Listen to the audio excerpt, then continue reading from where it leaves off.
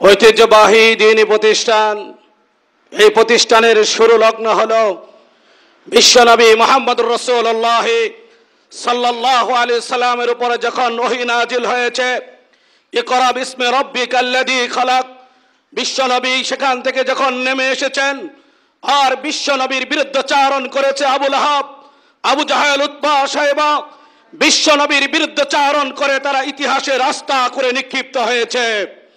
সুতরাং বিশ্বনবী যখন দারুল আরকাম থেকে মদিনা হিজরত করে মসজিদে নববীতে মাদ্রাসা কায়েম করেছিলেন, সেই মাদ্রাসার বিরুদ্ধাচারণ করেছে মুনাফিক, ইহুদি, নাসারা। আমাদের দেশে বিভিন্ন সময় বিভিন্ন জায়গায় সংসদের মতো জায়গায় দাঁড়িয়ে কওমি মাদ্রাসাকে বিষ বৃক্ষ বলেছে। তারা হলো ইহুদিদের দালাল, তারা হলো মুনাফিক, তারা হলো আবু জাহেলের গোষ্ঠী। বাংলাদেশের ইতিহাসে রাস্তা করে নিক্ষিপ্ত হবে, ঠিক কিনা বলেন? সুতরাং কওমি মাদ্রাসা উলামায়ে কেরামের বিরুদ্ধাচারণ করে তসলিমা নাসরিনের ইতিহাস রচিত করেছিল। বুরকা পরে এই দেশ থেকে পলায়ন করতে বাধ্য হয়েছে, ঠিক কিনা বলেন? সুতরাং কোন রাসূলের বিরুদ্ধাচারণকারী মোল্লাতন্ত্র বলে গালি দেওয়া লোকগুলো সমাজ, এই সমাজের ভিতরে তাদের অবস্থান নেই। এই তাদের অবস্থান হলো কওমি মাদ্রাসায় যতগুলো বদনা রয়েছে এতগুলো তাদের কর্মীও নাই, ঠিক কিনা জোরে বলেন? আমরা সরকার আমাদেরকে মাস্টার্সের মান দিয়েছে, আমরা দেখেছি এই দেশে আমরা মাস্টার্সের মান, এটা আমাদের অধিকার, ঠিক কিনা বলেন? এটা আমাদের অধিকার। বাংলাদেশের মানুষের খেটে খাওয়া অর্থ দিয়ে দেশে দেশের বাইরে থেকে ডিগ্রি আনার পরে এক রাত্রে বাংলাদেশের ডিজিটাল চুরির মাধ্যমে 5,000 কোটি টাকা পাচার হয়েছে, ঠিক কিনা বলেন? সুতরাং আমরা দেখেছি সংসদের মতো জায়গায় কওমি মাদ্রাসার যখন বিল এসেছে, হায়াতুল উলিয়া শব্দটি 300 এমপি সেখানে কেউ পড়তে পারে নাই। আমরা বাংলাদেশের শিক্ষা ব্যবস্থায়, শিক্ষা কারিকুলাম ব্যবস্থায়, আমাদের শিক্ষা ব্যবস্থা হলো মদিনার শিক্ষা ব্যবস্থা। আমাদের শিক্ষা ব্যবস্থা হলো ওই ভিত্তিক শিক্ষা ব্যবস্থা। সুতরাং আমাদের শিক্ষা ব্যবস্থার বিরুদ্ধে উচ্চারণ করে কেউ টিকতে পারবে না, পারবে না ইনশাআল্লাহ। আলহামদুলিল্লাহ সুম্মা আলহামদুলিল্লাহ, সুবহানাল্লাহি ওয়া বিহামদিহি সুবহানাল্লাহিল আযীম। সবাই পড়েন সুবহানাল্লাহি ওয়া বিহামদিহি সুবহানাল্লাহিল আযীম, সুবহানাল্লাহি ওয়া বিহামদিহি সুবহানাল্লাহিল আযীম।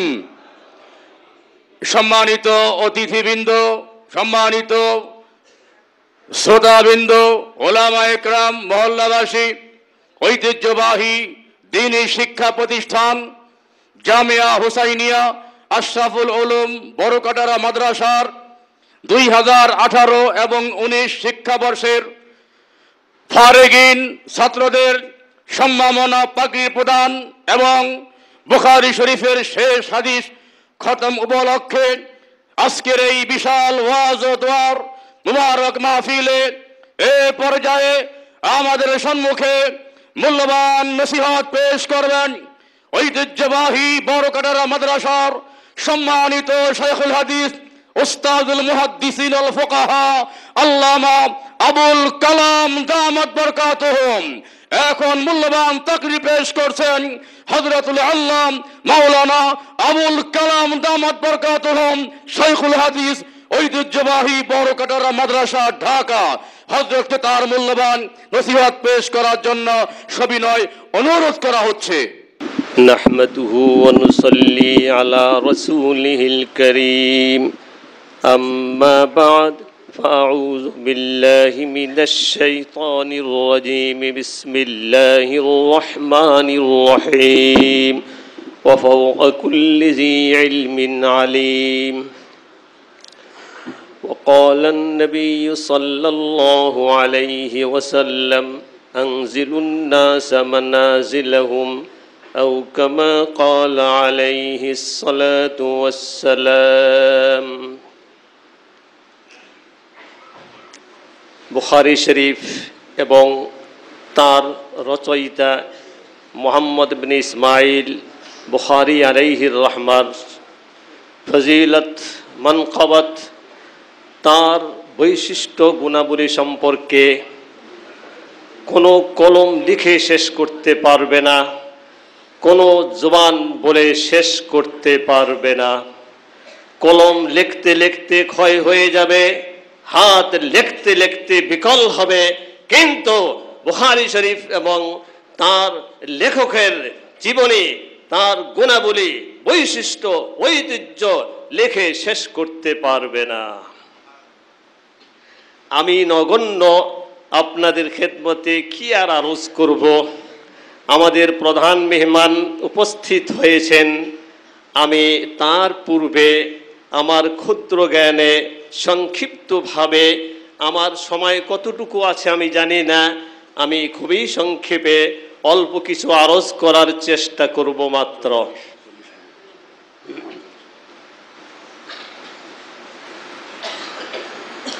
আল্লাহ পাক পবিত্র কোরআন এবং তার মহানবী হযরতে মুহাম্মদুর রাসূলুল্লাহ সাল্লাল্লাহু আলাইহি ওয়াসাল্লামের মহান বাণীর সংরক্ষণ এবং তার মর্ম অনুধাবন এবং বিশ্লেষণ কল্পে আল্লাহ পাক এই পৃথিবীতে দুটি নেয়ামত নাজিল করেছেন। একটি হলো অলৌকিক স্মৃতিশক্তি এবং স্মরণ শক্তির নেয়ামত, আর একটি হলো অলৌকিক চিন্তা শক্তি এবং গবেষণা শক্তির নেয়ামত। আমি সংক্ষেপে বলছি, মুহাদ্দিসিন কেরামকে আল্লাহ তাআলা প্রথম নেয়ামত অর্থাৎ অলৌকিক স্মৃতিশক্তির নেয়ামত দ্বারা বিভূষিত করেছেন এবং ফুকাহায়ে কেরাম আইম্মায়ে মুজতাহিদিনকে দ্বিতীয় নেয়ামত তথা অলৌকিক চিন্তা শক্তি এবং গবেষণা শক্তির এই নেয়ামত দ্বারা বিভূষিত করেছেন। তো দেখা যাচ্ছে ইতিহাসের আলোকে একদল উলামায়ে কেরাম তারা এই অলৌকিক স্মৃতিশক্তির অধিকারী হয়েছেন, আরেক দল উলামায়ে কেরাম অলৌকিক চিন্তা শক্তি এবং গবেষণা শক্তির অধিকারী হয়েছেন। কিন্তু একমাত্র একজন ইমাম তথা ইমামে আজম আবু হানিফা আলাইহির রাহমাকে আল্লাহ তাআলা উভয় প্রকার অলৌকিক নেয়ামতে বিভূষিত করেছেন, বলি সুবহানাল্লাহ। তার উস্তাদ সুলাইমানে আমাশ আলাইহির রাহমা বলেছেন, ঘটনা দীর্ঘ, আইয়ুহাল ফুকাহা আনতুমুল আতিব্বা ওয়া নাহনুস সায়াদিলা, হে ফকিহ সম্প্রদায়, আপনারা হলেন আসল চিকিৎসক, উম্মতের আধ্যাত্মিক চিকিৎসক। কোরআন হাদিস থেকে আপনারা চিন্তা গবেষণা করে উম্মতের আধ্যাত্মিক চিকিৎসা কল্পে আল্লাহ পাক যে কোরআন এবং হাদিসের সিলসিলা রেখেছেন, কোরআনের কোন আয়াতে কোন চিকিৎসা রয়েছে, কোন হাদিসে কোন চিকিৎসা রয়েছে তথা মাসআলা মাসাইল উদ্ভাবন করেছেন আপনারাই উম্মতের প্রকৃত চিকিৎসক। ওনাহানুস সায়াদিলা, আর আমরা তো খালি ঔষধ বিক্রেতা, ফার্মেসির মালিক। কিন্তু সাথে সাথে অঙ্গুলি নির্দেশ করে তার প্রিয়তম ছাত্র ইমামে আজম আবু হানিফা আলাইহিকে লক্ষ্য করে বলেন, ওয়ান্তা আইয়ুহার রাজুল আখাযতা বিকিলাত তারফাইন, এবং তুমি হে যুবক, তুমি অর্থাৎ ইমামে আজম আবু হানিফাকে লক্ষ্য করে উদ্দেশ্য করে তার শ্রদ্ধাভাজন উস্তাদ সুলাইমান আমাশ বলেছেন, হে যুবক, তুমি কিন্তু উভয় প্রকার অর্থাৎ অলৌকিক স্মৃতিশক্তি এবং অলৌকিক চিন্তা শক্তি দুইটার তুমি অধিকারী, দুইটাই তুমি পেয়েছো। অর্থাৎ তুমি একাধারে যেমন চিকিৎসক, একাধারে তুমি ফার্মেসির মালিকও। কথা তো বলতে গেলে অনেক দীর্ঘ হয়ে যাবে। ফার্মেসির মালিকের অর্থ হলো এই ফার্মেসির মধ্যে অনেক ধরনের ঔষধ থাকে, বোতল থাকে। ফার্মেসির মালিক এগুলি মানে যিনি থাকেন তিনি বিক্রি করতে থাকেন। কিন্তু ডাক্তার আলাদা, যেমন আমরা দেখে ডাক্তার আছেন, আবার বলে ডাক্তার নাই। যখন থাকে তখন লেখা থাকে যে ডাক্তার আছেন, ডাক্তার বিদায় নিয়ে গিয়ে বলে ডাক্তার নেই বা কিছুই লেখা থাকে না। তার মানে ডাক্তার হলো মেইন। ডাক্তার যে প্রেসক্রিপশন দিবে, ব্যবস্থাপত্র দিবে, ওই অনুযায়ী ফার্মেসি থেকে ঔষধ সরবরাহ করা হবে। ফার্মেসি থেকে ঔষধ সরবরাহ করা এর অর্থ হলো ফার্মেসিওয়ালার কাছে অনেক ধরনের ঔষধ রয়ে গেছে, কিন্তু ফার্মেসির মালিক জানে না, ম্যানেজার জানে না কোন ঔষধ কি রোগের কাজ করে, এটা জানে ডাক্তার। আর ডাক্তার হলেন চিকিৎসক, আর এই মুস্তাহিদিন ওনারা হলেন চিকিৎসক, ডাক্তারের পদমর্যাদার অধিকারী।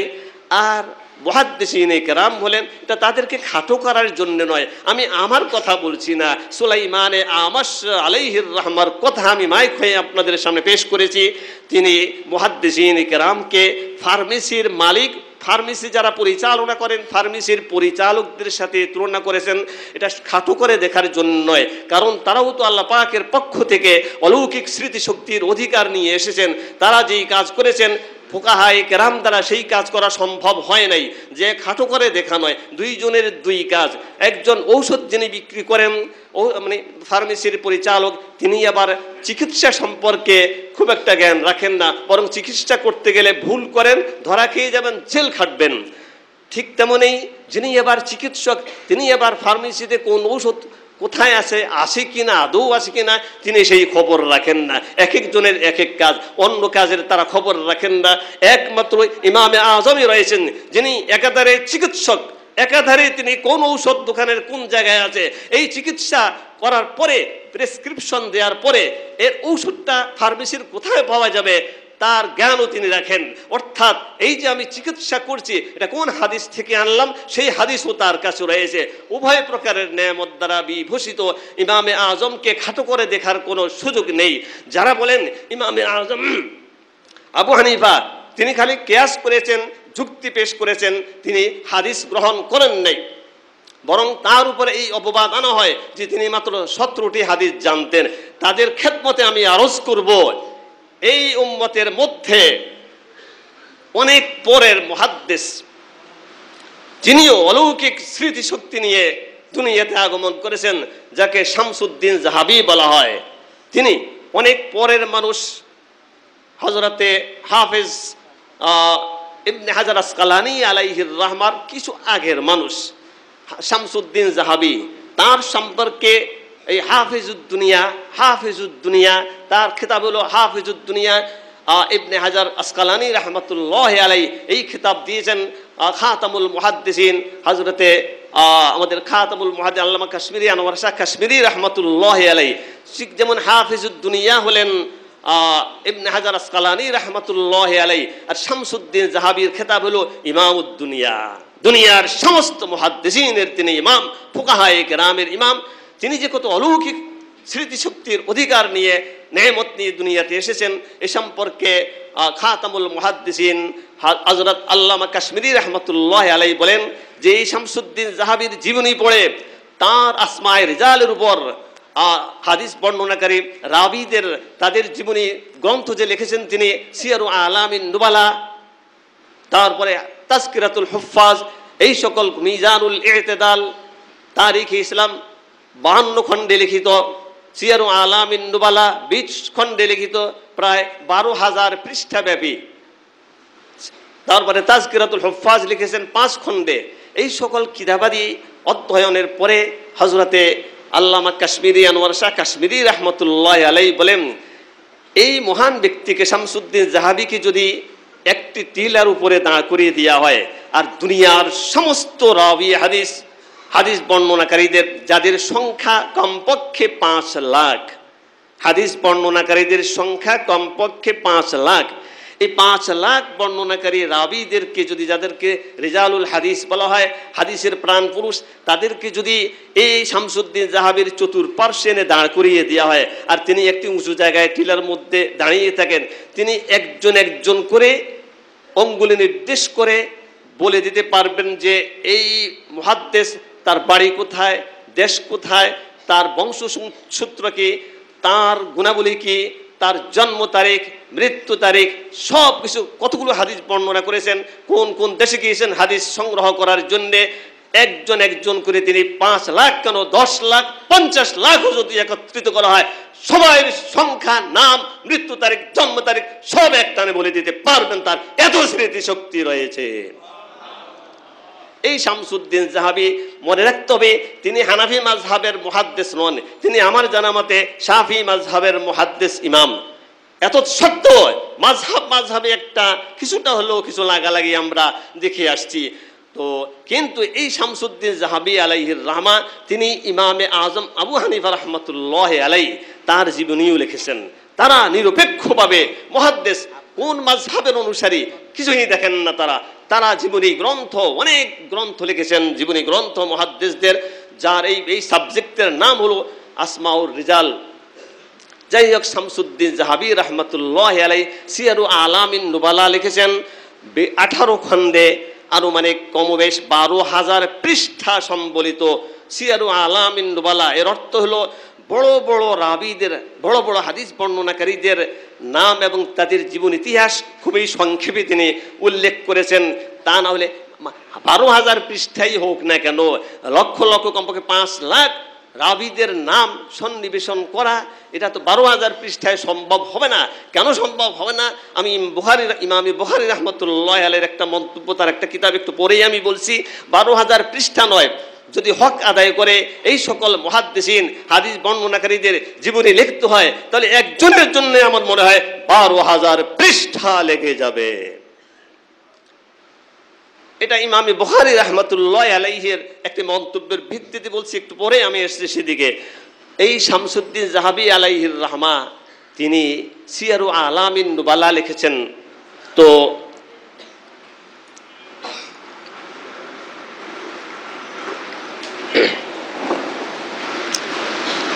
তিনি সিয়ারু আলামিন নুবালা অর্থাৎ বড় বড় মুহাদ্দিসদের জীবনী গ্রন্থ লেখার পরে আবার তিনি তাজকিরাতুল হুফাজ লিখেছেন 5 খণ্ডে।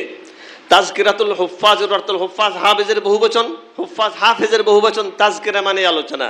এই হাফেজ মানে কোরআনের হাফেজ না, মানে হাদিসের হাফেজ বলতে বড় বড় দরজার হাফেজে হাদিসদের আলোচনা তিনি আলাদা করে ওই তাজকিরাতুল হুফাজের মধ্যে লিখেছেন। অর্থাৎ তাজকিরাতুল হুফাজের অর্থ হলো যাদের নাম সিয়ারু আলামিন নুবালার মধ্যে তিনি আনেন নাই, কারণ এনারা বড় বড় দরজার হাফেজে হাদিস, তাদেরকে তিনি আলাদা করে পৃথক 5 খণ্ডে লিখিত তাজকিরাতুল হুফাজের মধ্যে তাদের নাম উল্লেখ করেছেন। মর্যাদার ব্যাপার হলো, মজার ব্যাপার হলো, আমাদের ইমামে আজম আবু হানিফা আলাইহির রহমার নাম তিনি তাজকিরাতুল হুফাজের মধ্যে লিখেছেন। আমি নগণ্য বহু তালাশ করার পরে পেয়েছি তাজকিরাতুল হুফাজের মধ্যে, আমি সিয়ারু আলামিন নুবালার মধ্যে দেখছি ওনার নাম নেই। তাজকিরাতুল হুফাজ খুলে অনেক তালাশ করার পরে তাজকিরাতুল হুফাজের মধ্যে ইমামে আজম আবু হানিফা আলাইহির রহমার নাম পেয়ে আমার খুশিতে আমার আর খুশির অন্ত রইল না। কারণ তিনি তো হানাফি মাযহাবের মুহাদ্দিস নন, তিনি শাফি মাযহাবের মুহাদ্দিস। তিনি লিখতে বাধ্য হয়েছেন যে ইমামে আজম আবু হানিফাকে সাধারণ হাফেজে হাদিসের তালিকা রাখলে তার অবমাননা হবে, তাকে তার মর্যাদা প্রদান করতে হবে, কারণ তিনি যে একজন মুহাদ্দিস আর হাদিসের উপর তাকে আমল করতেই হবে। আল্লাহ রাসূল ইরশাদ করেছেন আনজিলুন নাসা মানাজিলাহুম, মুসলিম শরীফের মুকাদ্দামার মধ্যে বর্ণিত হাদিস, আনজিলুন নাসা মানাজিলাহুম, প্রত্যেকটি মানুষকে তার পদমর্যাদা প্রদান করা, এটা হাদিসের ঘোষণা। সেজন্য অপরিচিত লোকের সাথে সাক্ষাৎ হলে তার পরিচয় একটু জানতে চাওয়া, এটা হাদিসের সুন্নাত, যাতে করে তাকে তার প্রাপ্য মর্যাদা প্রদান করা সম্ভব হয়। ইমামে আজমকে তিনি তাজকিরাতুল হুফাজের মধ্যে উল্লেখ করেছেন। আমি বেশি আর বাড়তে চাই না। ইমামে আজমকে আল্লাহ পাক এমন স্মৃতিশক্তি দান করেছেন। এখন প্রশ্ন থাকবে, তাহলে হাদিস বর্ণনায় তার খুব একটা বেশি অবদান দেখা যাচ্ছে না কেন? তো আগে একটা জবাব, এটা 2টি জবাব দিব আমি। প্রথম জবাব হলো, হাদিস বর্ণনায় তাকে পাওয়া যাচ্ছে না কোথায়? তিনি কিতাবুল আসার লিখেছেন 40,000 হাদিস থেকে। ওই সময়ের 40,000 হাদিস পরবর্তীতে লাখ লাখ সংখ্যায় পৌঁছেছে। তিনি তো বহুত আগের মানুষ, রসুল পর্যন্ত তার যে সনদ রয়েছে ওহদান পর্যন্ত আছে, মানে ইমামে আজম রসুল পর্যন্ত পৌঁছেছেন, মাঝখানে একজন সাহাবী আছে খালি। আর বুখারী শরীফের মধ্যে সুলাসিয়াতি বুখারী 22টি, আর কারো কারো অনুসন্ধানে 23টি। বুখারী শরীফের মধ্যে 3 মাধ্যমে রসুল পর্যন্ত পৌঁছেছেন ইমামে বুখারী রহমতুল্লাহ আলাই, মাত্র 22 থেকে 23 খানা হাদিস, যেটি বুখারী শরীফের একটা গৌরব। 3 আর অন্যান্য যত হাদিস রয়েছে সব আরো বেশি বেশি সংখ্যক মাধ্যম, রাবিদের মাধ্যমে রসুল পর্যন্ত পৌঁছেছেন। আর আমাদের ইমামে আজম আবু হানিফা আলাইহির রহমা যে সকল হাদিস বর্ণনা করেছেন, সেখানে কিছু কিছু হাদিস রয়েছে মাঝখানে শুধু একজন, মানে একজনের মাধ্যমে প্রিয় রাসূল পর্যন্ত আমাদের ইমামে আজম পৌঁছে গেছেন বলে আলহামদুলিল্লাহ। বেশি দূরে যাচ্ছি না। ইমামে আজম কিতাবুল আসার লিখেছেন 40,000 হাদিস, আর বিজ্ঞ আলেমদের হিসাব হলো 70,000 হাদিস। 70,000 হাদিস ওনার কাছে ছিল, আরও বেশিও থাকতে পারে। ইয়াহিয়া বিন নসর বিন হাজেব একজন বড় দরজার মুহাদ্দিস, তিনি বলেন ইমামে আজম আবু হানিফা আলাইহির রাহমার একটা উক্তি বর্ণনা করেন যে একদি সনাদিক ও মিনাল হাদিস, ইমামে আজম বলেন আমার কাছে হাদিসের অনেক সিন্দুক রয়েছে। সুন্দুক, আমরা তো সিন্দুক বলি, আরবি হলো সুন্দুক। সুন্দুকের বহুবচন সনাদিক, মানে অনেক আলমারি, অনেক সিন্দুক। আমার কাছে অনেক অনেক সিন্দুক ভর্তি, আলমারি ভর্তি হাদিস গ্রন্থ রয়েছে। মা আখরাজতু মিনহা ইল্লা শাইআল ইয়াসির আল্লাযী ইউনতাফাউ বিহি, ওই সকল হাদিস থেকে আমি মাত্র অল্প সংখ্যক হাদিস আমার কিতাবের মধ্যে আমি লিপিবদ্ধ করেছি, যেগুলো দ্বারা উম্মত উপকৃত হবে। তার মানে খুবই নগণ্য সংখ্যক হাদিস তিনি উল্লেখ করেছেন কিতাবের মধ্যে।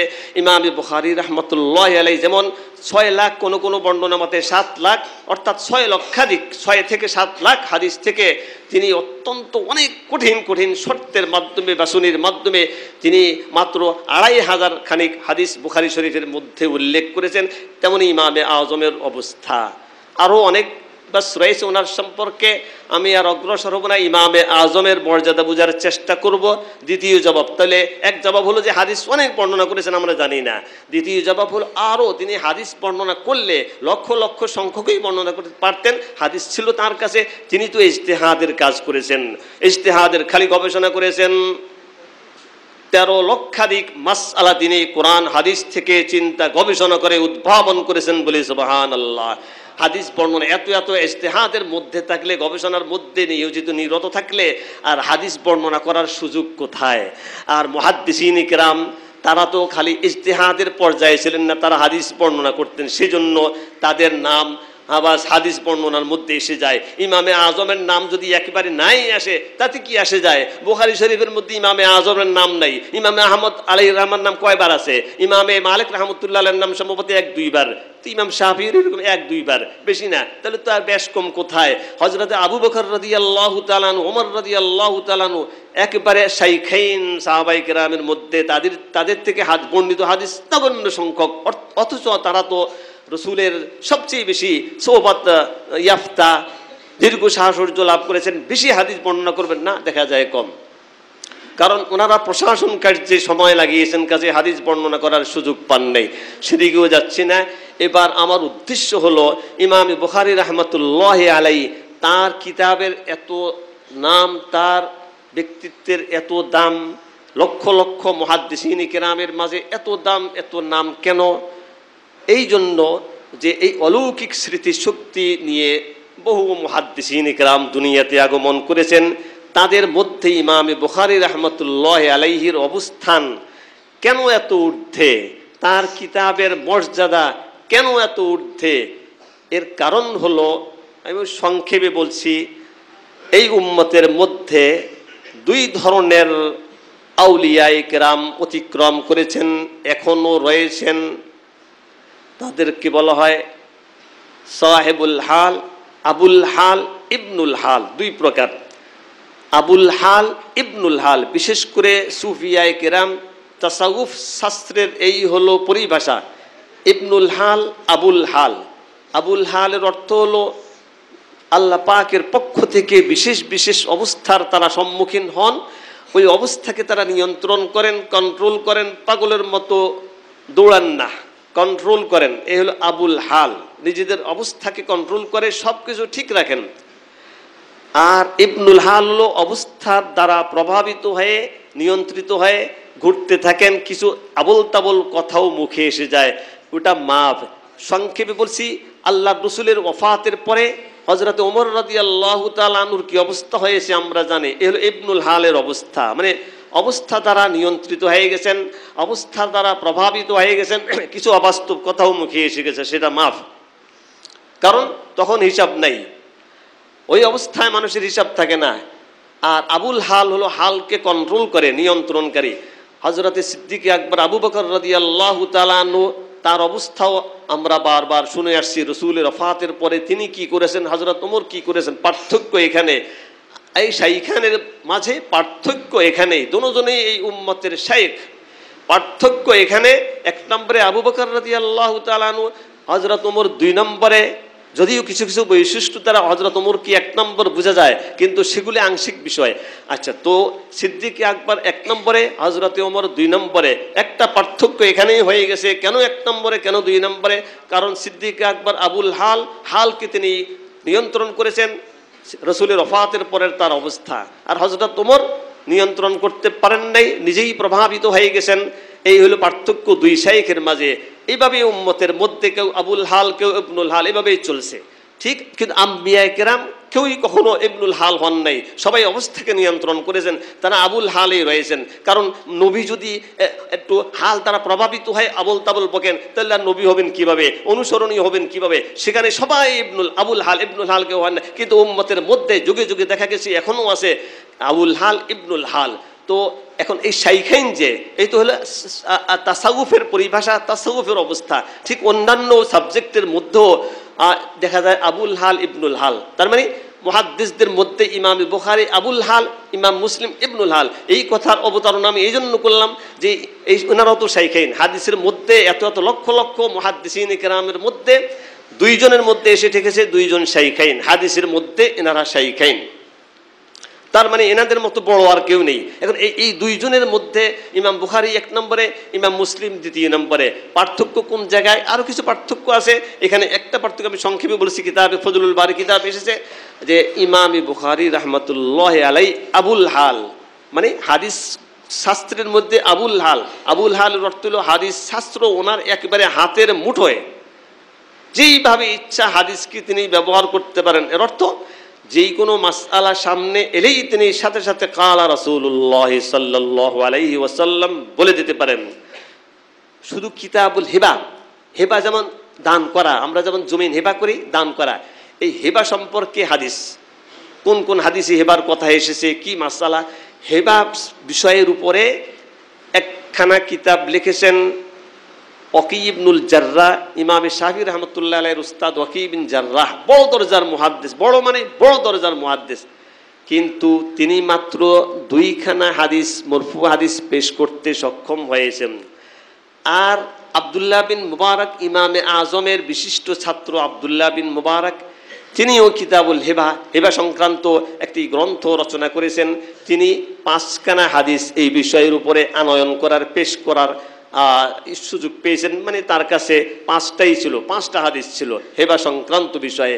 এগুলো এই জন্য বলতে হচ্ছে, দেখা যায় বক্তা দাঁড় করাই দিলে সারা রাত বয়ান করতে পারেন, ওয়াজ করতে পারেন, মানুষকে বিমোহিত করতে পারেন, কিন্তু যদি বিশেষ বিষয়ের উপর বলা যে ভাই এই বিষয়ের উপরে বলুন, আর চলে না। মানে বিষয় ভিত্তিক কথা বলা বহুত জ্ঞানের দরকার। ওই বিষয়ের উপরে কোরআন হাদিস সব বিষয় জানা, সব কিছু জানা থাকলেই তো বলতে পারবেন। ঠিক মুহাদ্দিস বড় দরজার মুহাদ্দিস, কিন্তু যখন একটা বিশেষ বিষয়ের উপরে কি কি হাদিস আছে আপনার কাছে পেশ করুন, বহুত কঠিন। তো এর প্রমাণ এত বড় দরজার মুহাদ্দিস ওয়াকি বিন জাররাহ, উনিও বড় দরজার।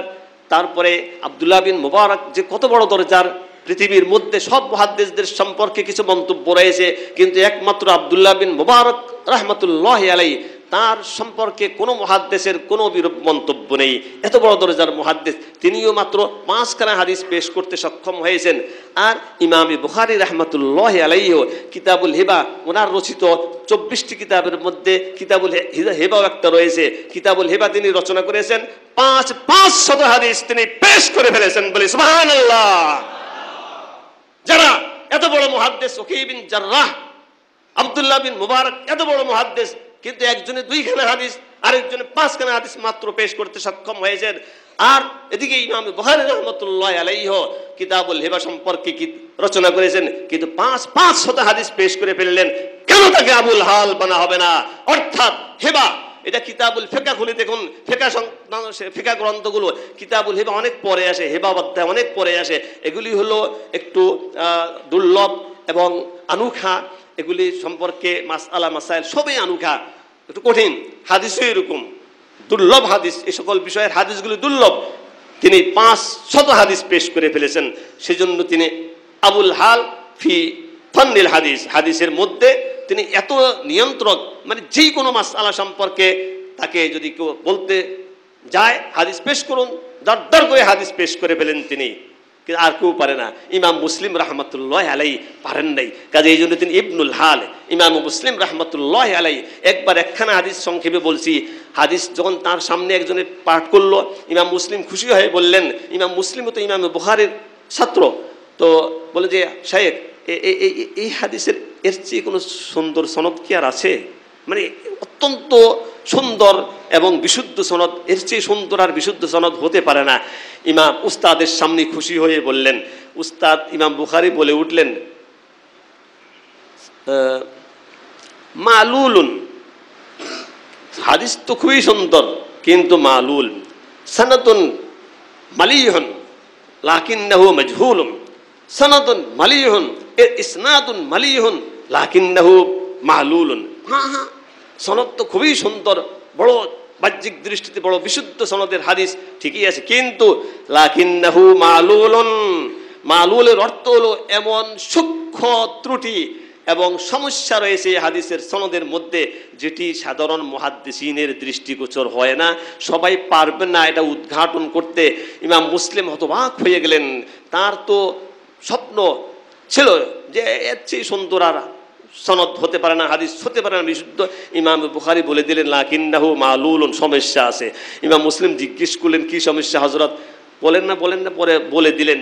বলে দেওয়ার পরে কপালে চুম্বন করে কেঁদে উঠলেন।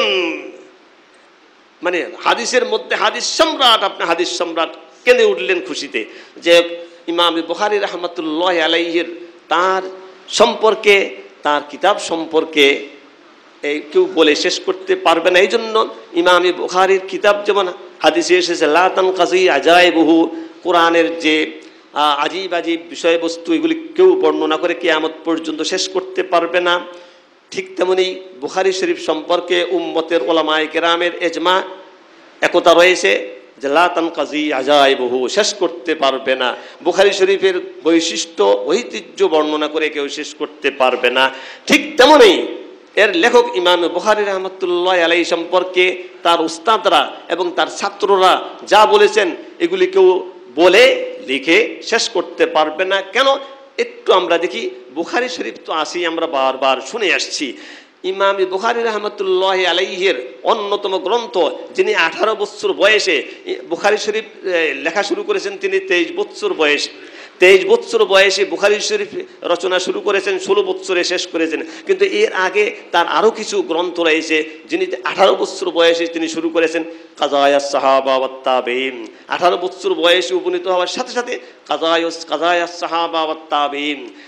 আর দ্বিতীয় নম্বরে 18 বছর বয়সে লিখেছেন আত-তারিখুল কবির। আত-তারিখুল কবির দ্বিতীয় গ্রন্থ তার জীবনের। তারিখুল কবিরের অর্থ হলো বিশাল ইতিহাস গ্রন্থ। এর অর্থ হলো হাদিস বর্ণনাকারীদের ইতিহাস, জীবন ইতিহাস সম্পর্কে তিনি কলম ধরেছেন, নামই দিয়েছেন আত-তারিখুল কবির। বয়স হলো মাত্র 18 বছর। লেখার পরে, শেষ করার পরে নিজ উস্তাদ ইসহাক ইবনে রাহাওয়াইয়ের কাছে পেশ করলেন। ইসহাক ইবনে রাহাওয়াই তার বিশিষ্ট উস্তাদ। আর অনেকের মতে ইসহাক ইবনে রাহাওয়াইয়ের এই আবদার এবং মনের কামনা বাস্তবায়ন কল্পেই তিনি বুখারী শরীফ রচনা করেছেন, সেটাও দীর্ঘ। অনেকের মতে ইনি, কাউকে বলেছেন অন্যজন। আর এই ইসহাক ইবনে রাহাওয়াই ছাত্র ইমাম মুহাম্মদ ইবনে ইসমাইলকে যে কত ভালোবাসতেন দেখেন। তারিখুল কবির লিখে উস্তাদের কাছে নিয়ে পেশ করলেন যে হযরত আমি এটা লিখেছি। এখন ছাত্র কিতাব লিখেছে, উস্তাদকে দেখাচ্ছেন। উস্তাদ লাফ দিয়ে উঠে আনন্দে আত্মহারা হয়ে দৌড়ে গিয়ে তৎকালীন বাদশার কাছে নিয়ে পেশ করলেন। বললেন যে আইয়ুহাল আমির আলা উরিকা সেহরান, হে বাদশাহ জাহাপানা, আপনাকে কি কোনো জাদু দেখাবো? যদি কোনো জাদু দেখতে চান এই দেখেন আত-তারিখুল কবির। 18 বছর বয়সে এই যুবক, যেটি আমাদের দেশে বালেগো হয় না, আমাদের দেশের হিসেবে নাউজুবিল্লাহ, যে এই ছোকরা এই তারিখুল কবির লিখেছেন। লক্ষ লক্ষ হাদিস বর্ণনাকারীদের জীবন ইতিহাস। ইমাম বুখারী রাহমাতুল্লাহ আলাইহি বলেন, এই গ্রন্থের মধ্যে আমি যত রাবীদের নাম উল্লেখ করেছি তাদের প্রত্যেকের সম্পর্কে আমার কিছু না কিছু ঘটনা, বিস্ময়কর ঘটনা, তাদের অলৌকিক স্মৃতিশক্তির বিস্ময়কর ঘটনা ইত্যাদি আমার জানা আছে। আমি যদি লিখতে যাই তাহলে এই কিতাবখানি আর তারিখুল কাবির একটা কিতাব না, একটা বিশাল গ্রন্থাগারে পরিণত হয়ে যাবে। সেজন্য আমি সংক্ষেপ করে আর সব বাদ দিয়ে শুধু তাদের নাম, ঠিকানা, জন্ম তারিখ, মৃত্যু তারিখ ইত্যাদি আমি লিখেছি, বাকি আর কিছু লিখি নাই। এই 18 বছর বয়সে কতটুকু জ্ঞানের অধিকারী হলে এমন একটি গ্রন্থ রচনা করতে পারেন। এরপরে লিখেছেন তিনি আত-তারিখুল আওসাত, আত-তারিখুস সগীর, আল মুসনাদুল কবির, আল জামিউস সগীর, আল জামিউল কবির, আল আদাবুল মুফরাদ, কিতাবুল মবসুত, কিতাবুল ওয়াহদান, কিতাবুল আশরিবা, কিতাবুল কুনা, কিতাব আসামিস সাহাবা, কিতাবুল ইলাল, রাফু জুজিল ইয়াদাইন, জুজু রাফিল ইয়াদাইন, জুজুল কিরাত খালফাল ইমাম। এইভাবে তিনি 24টি কিতাব রচনা করেছেন। এক একটি কিতাব লাখো কিতাবের মর্যাদা রাখে, বলি সুবহানাল্লাহ। সেজন্য ইমাম বুখারী রাহমাতুল্লাহ আলাইহির এই মুহাদ্দিসদের মাঝে এত দাম, এত নাম, তার কিতাবের এত দাম, এত নাম। কত বড় স্মৃতিশক্তির, কত বড় স্মৃতিশক্তির অধিকারী ছিলেন সেটা তো আমরা বারবার শুনে আসছি। বাসরায় তিনি আনুমানিক 4 বার গমন করেছেন। তৎকালীন বুখারা থেকে বাসরায় যাওয়া মানে এই যুগে ঢাকা থেকে মঙ্গলে যাওয়া। ঢাকা টু মঙ্গল কেউ কল্পনাও করতে পারে না যাওয়ার, কিন্তু তিনি তো এই দুর্গম মরুপ্রান্তর পাড়ি দিয়ে একের পর এক 4 বার গিয়েছেন হাদিস সংগ্রহ করার জন্যে। ঘটনা তো আমরা শুনে আসছি, যেহেতু আমি সময় পেয়েছি আমি সংক্ষেপে বলছি। এত দূর গিয়েছেন তিনি, এত কষ্ট করে যাওয়ার পরে বসরা, তৎকালীন কুফা বসরা ছিল হাদিসের প্রাণ কেন্দ্র। সেখানে এসেছেন বড় বড় মুহাদ্দিসদের কাছ থেকে হাদিস শোনার জন্যে। এখন সমস্ত ছাত্ররা কাগজ কলম নিয়ে বসে লিখতে থাকে ওই যুগের নিয়ম অনুযায়ী, আর মুহাদ্দিস বলতে থাকেন আর ছাত্ররা লিখতে থাকে। ইমাম বুখারী এই ছোকরা বসে আছে, লেখে না। 1 দিন, 2 দিন, 3 দিন, একের পর এক দিন যাচ্ছে, লেখে না। ছাত্ররা বহু তাকে কষ্ট দিল, যাতনা করলো। কি বলে, এই বেটা তুমি বুখারা থেকে, সুদূর বুখারা থেকে এসেছো আর এভাবে বসে আছো খামাখা জীবন নষ্ট করার জন্যে।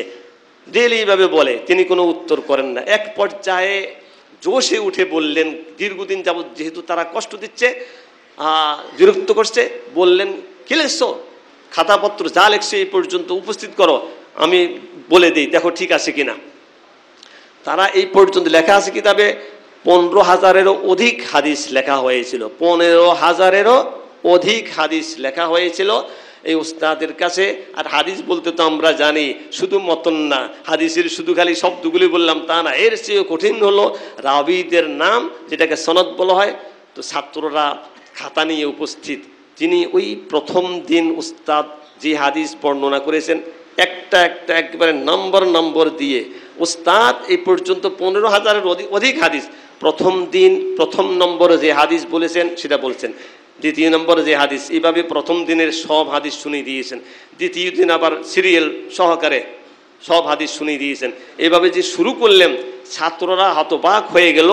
তারা আবার ইমাম বুখারীর ওই মুখস্থ, তার কণ্ঠস্থ থেকে তাদের খাতার মধ্যে ভুল হয়ে গেছে, যাদের ভুল শুধরাইতে আরম্ভ করলো। লেখা ভুল হয়েছে। ইমাম বুখারীর স্মৃতিপটের এই অলৌকিক কম্পিউটারের মধ্যে আবার ভুল হবে কিভাবে? এই যুগের কম্পিউটারের ভাইরাস আছে, সাইবার হামলা আছে, কিন্তু আল্লাহ পাকের অলৌকিক যে কম্পিউটার অনেক আগেই আবিষ্কার হয়ে গেছে, সেই কম্পিউটারের ভাইরাসও নাই, সাইবারও নাই, কিছুই করা যাচ্ছে না, যায় নাই। একমাত্র রাসূলের হাদিস সংরক্ষণের উদ্দেশ্যে আল্লাহ পাক এমন অলৌকিক স্মৃতিশক্তি দিয়ে মুহাদ্দিসিনে কিরামকে দুনিয়াতে সৃষ্টি করেছেন। এখন আর দরকার নাই বলে তেমন স্মৃতিশক্তি এখন দেখা যায় না। ইমাম বুখারী রাহমাতুল্লাহ আলাইহি আরেকটু অগ্রসর হয়ে বলেন, যেহেতু ছেলেরা ওনাকে বাসরায় বহুত কষ্ট দিয়েছে, বিরক্ত করেছে, এক পর্যায়ে তিনি জোশের মধ্যে বললেন, কি পেয়েছো তোমরা?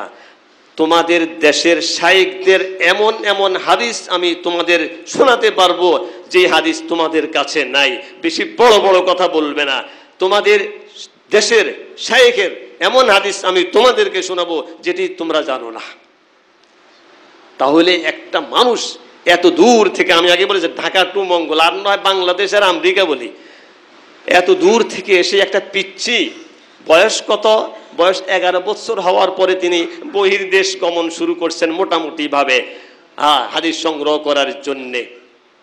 আর কারো মতে 16 বছর বয়সে, যে এখন তিনি এত ছোট শিশু, সে যদি বলে, একটা বিদেশ থেকে এসে বলে আপনাদের দেশের এই যে লাখ লাখ মুহাদ্দিসরা আছে যারা আপনাদের উস্তাদ, আমি এমন হাদিস তাদের সনদে আপনাদেরকে শোনাতে পারবো যেই হাদিস আপনাদের কাছে নাই।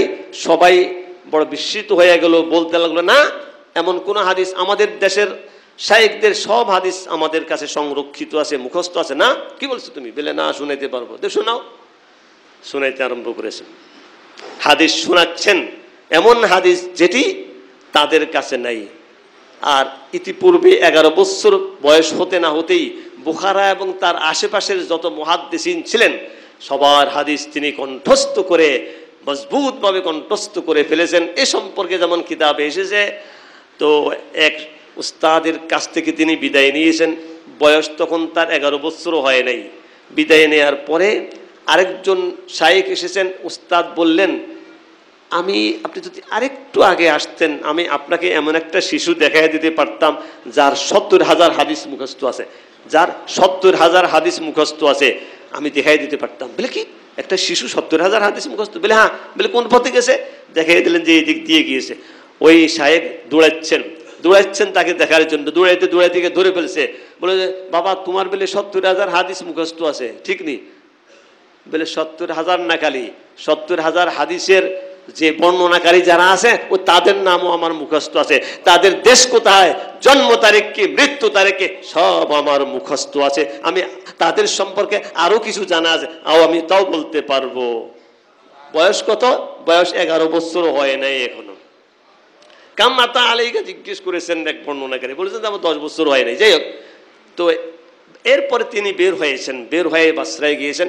এখন বসরাবাসীরা এমন নিজের এলাকার সমস্ত শাইখদের হাদিস মুখস্থ করে ফেলেছেন, অর্থাৎ বাংলাদেশের যত মুহাদ্দিসদের কাছে যত হাদিস আছে, এই ভারত উপমহাদেশের যত মুহাদ্দিসদের কাছে যত হাদিস আছে, যত কিতাবের যত হাদিস আছে সব মুখস্থ করে এবার যেন ইউরোপের দিকে ছুটলাম হাদিস সংগ্রহ করার জন্য। এইরূপ বসরায় যাওয়ার অর্থ, বসরায় এই কথা বলা যে আপনাদের দেশের মুহাদ্দিসদের সব হাদিস আমার কণ্ঠস্থ হয়ে গেছে যদি আপনাদের কাছে আছে, এমন হাদিসও অসংখ্য হাদিস আমার কাছে আছে, সেখানে বহু বচনের শব্দ এসেছে, এমন কয়েক ডজন হাদিস আমার কাছে আছে যেগুলি আপনারাও জানেন না।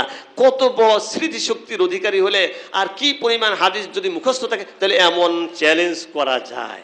তারাও চ্যালেঞ্জ গ্রহণ করেছেন, তারা বলছেন যে না, এমন কোনো হাদিস নাই যেটি আমরা জানি না। বলে ঠিক আছে, তাহলে ধরুন। শোনাইতে আরম্ভ করলেন। শোনাইবার পরে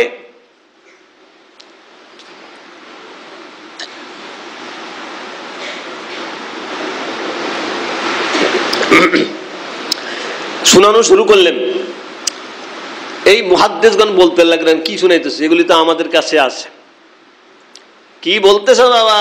সব আমাদের, এই সকল হাদিস তো আমাদের কাছে আছে, তুমি বলছো যে আমাদের কাছে নেই, এমন হাদিস বলবে। তখন বললেন আপনাদের কাছে আছে? নাই।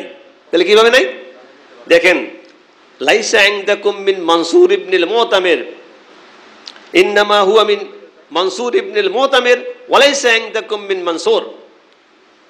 আপনারা মানে সব নাম ঠিক আছে, হাদিস বলতেই তো জানা আছে নামের সমাহার, হাদিস বলতে গেলে নামের সমাহার। সেজন্য এক লোক হযরত আব্দুল্লাহ ইবনে মুবারক রাহমাতুল্লাহ আলাইহি এশকাল করে প্রশ্ন করে অপবাদ দিয়ে বলেছেন আপনার খালি হাদিস হাদিস হাদিস বলেন, রসুলের মানে হাদিস হাদিস হাদিস বলেন, কোথায় হাদিস? আপনাদের দেখি খালি লম্বা এক সিরিয়াল, মানুষ কতগুলি মানুষের নাম বলেন, এরপরে না দুই একটা শব্দ হাদিস বলেন। কিসের হাদিস? আপনারা দেখে মানুষ কতগুলি মানুষের নাম বলতে থাকেন, তার যে জ্ঞান সেই হিসাবে বলেছে, অর্থাৎ সনদ। হাদিস বলবে ইন্নামাল আমালু বিন্নিয়াত, আর কিন্তু এর আগে সনদ, দীর্ঘ সনদ, অনেক মানুষের নাম আসবে। তো হযরত ইবনে মুবারক বললেন, আরে বাবা কি বলছো? আল ইসনাদু মিনাদ দ্বীন, আর এই নামগুলি এই দিন, এই নামগুলি ওই দিন। এই নাম বাদ দিয়ে যদি হাদিস তুমি শুনাইতে যাও তাহলে হাদিস আর থাকবে না, কিয়ামত পর্যন্ত দেখতে থাকবে। যদি তাই হতো সনদ ছাড়া হাদিস হয়, তাহলে দেখতেন সনদের এত শর্ত থাকা সত্ত্বেও আমরা শুনে থাকি কিতাব, আমাদের বাংলা কিতাবে এসে গেছে উতলুবুল ইলমা ওয়ালাউ কানা বিসসিন, উতলুবুল ইলমা মিনাল মাহদি ইলাল লাহাদ, আর দুনিয়া মাজরাতুল আখিরা, এগুলি একটাও হাদিস না। বাকি ভুলও না, আবার হাদিস বললে ভুল হবে এবং এটা মওযু হবে, কবিরা গুনাহ হবে। আর হাদিস যদি না বলি এমনি বুজুর্গানে দ্বীনের বাণী, তাহলে কোনো গুনাহ হবে না। বুজুর্গানে দ্বীনের কেউ বলেছেন উতলুবুল ইলমা ওয়ালাউ কানা বিসসিন, এলেম অর্জন করার জন্য সুদূর চীন, রাশিয়া, আমেরিকা, ইউরোপ, আরব, যেখানে দেওবন্দ, যেখানে যেতে হয় যাবে, কোনো অসুবিধা নেই। উতলুবুল ইলমা মিনাল মাহদি ইলাল লাহাদ, দোলনা থেকে মৃত্যু পর্যন্ত এলেম শিখো।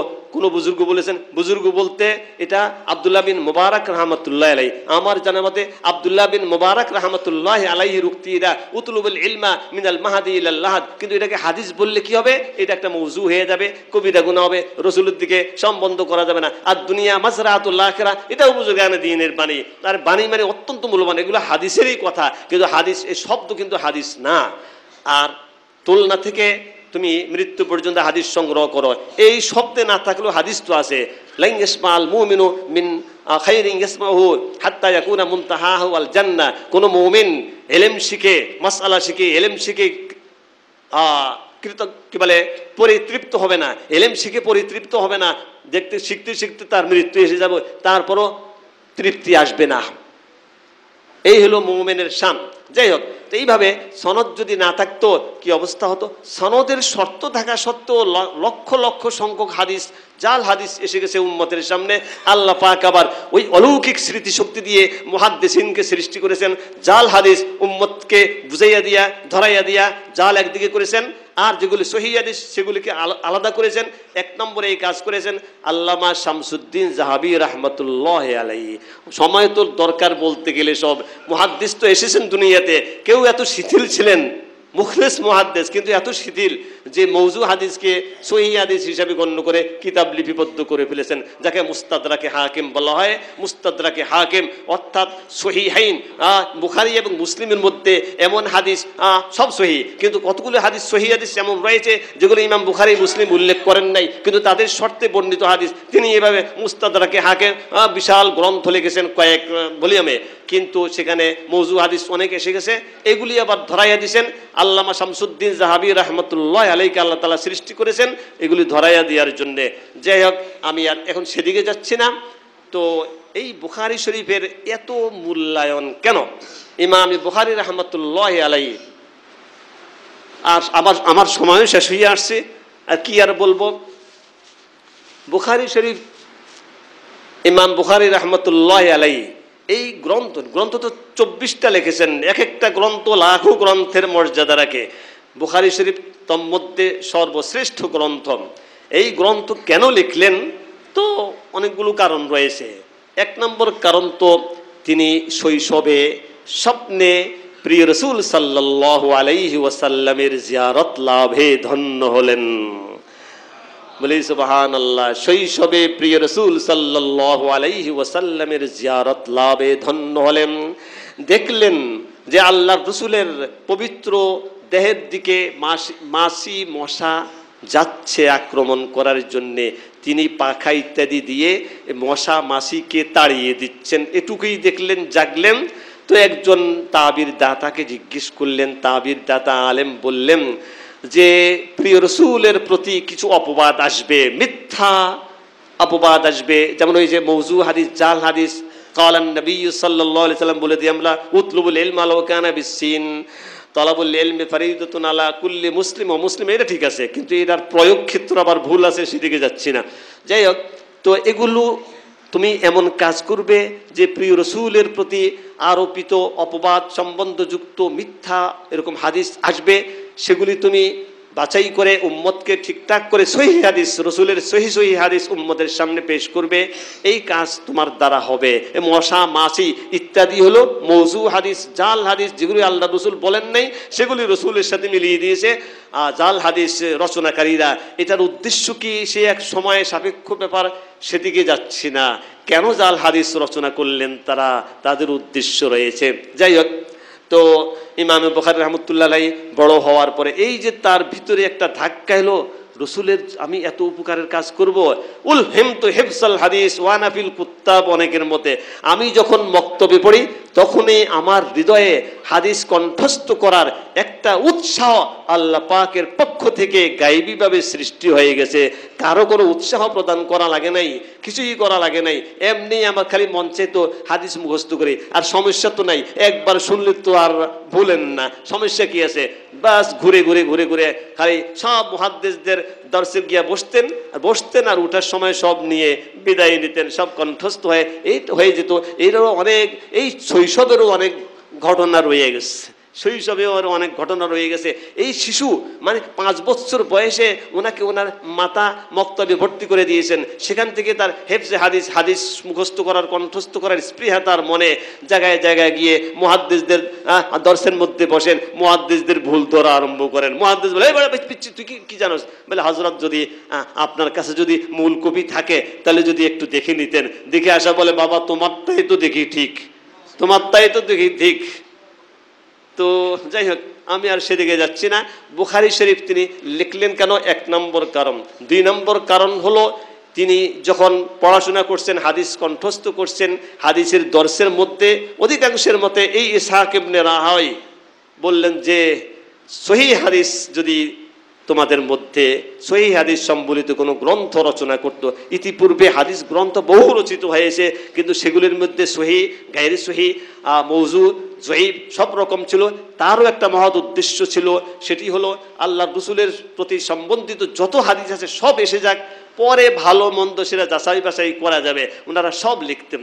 তো উদ্দেশ্য খারাপ নয়, মহৎ উদ্দেশ্যে, কিন্তু যারা জাল করছে হাদিস তাদের উদ্দেশ্য খারাপ, সেদিকে যাচ্ছি না।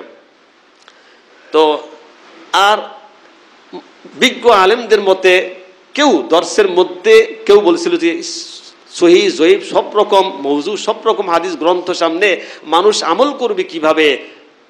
সমানে পড়বে আর আমল করতে থাকবে। যেমন আমাদের যুগে এখনো কিছু কিছু গ্রন্থ এমন আছে সহিহ, জয়ীব সব রকমের হাদিস, মানুষ আমল করতে থাকে, এটা তো ঠিক না। তো ইমামে বুখারী রাহমাতুল্লাহ আলাইহি দেখলেন যে এই কাজটা তো করা দরকার, স্পৃহা জাগলো, বাস শুরু করে দিলেন, রচনা শুরু করলেন। 16 বছরের দিবারজনীর অক্লান্ত পরিশ্রমের মাধ্যমে তিনি আরো কি না খেয়ে, ঘটনা তো আমরা বারবার শুনে আসছি, আল্লাহ পাকের কাছে যাতে গ্রহণযোগ্য হয় এর কোনো রকমের তিনি ত্রুটি করেন নাই। এই গ্রন্থখানি আল্লাহ পাকের কাছে যাতে গ্রহণযোগ্য হয় তিনি কোনো রকমের ত্রুটি করেন নাই। 16 বছর একাধারে রোজা, আর রোজা কি কাউকে জানান নাই। খাদেম খাবার নিয়ে আসতো, তিনি বলতেন না যে আমি রোজাদার, বলতেন না, খাবার রেখে যেত, কাউকে খাওয়াই দিতেন, বাড়িওয়ালারা কেউ যাতে না জানে। অক্লান্ত পরিশ্রম। যাই হোক, তো এইভাবে করে করে 16 বছরের অক্লান্ত পরিশ্রমের মাধ্যমে তিনি এই হাদিস রচনা করে গ্রন্থখানি লিখেছেন। আর বলেছেন জালতুহু হুজ্জাতান বাইনাল্লাহি বাইনি ওয়া বাইনাল্লাহ, আমি এই গ্রন্থখানি আমার এবং আল্লাহ তাআলার মাঝে আমি আমার নাজাতের জন্য আমি একটি প্রমাণ হিসাবে উপস্থাপন করব বলে সুবহানাল্লাহ। আমাদের শায়েখ তো আগমন করছেন, আমি কি এখানেই শেষ করব? আচ্ছা, তো হ্যাঁ ইনশাআল্লাহ ঠিক আছে, শেষ করি। ওমা আলাইনা ইল্লাল বালাগ। আল্লাহ পাক আমাদেরকে ইমাম বুখারী রাহমাতুল্লাহ আলাইহির যে ইখলাস সম্পর্কে বলতে পারলাম না, তার ইখলাসের উপর আমাদের আমল করার তৌফিক দান করেন। ওমা আলাইনা ইল্লাল বালাগ।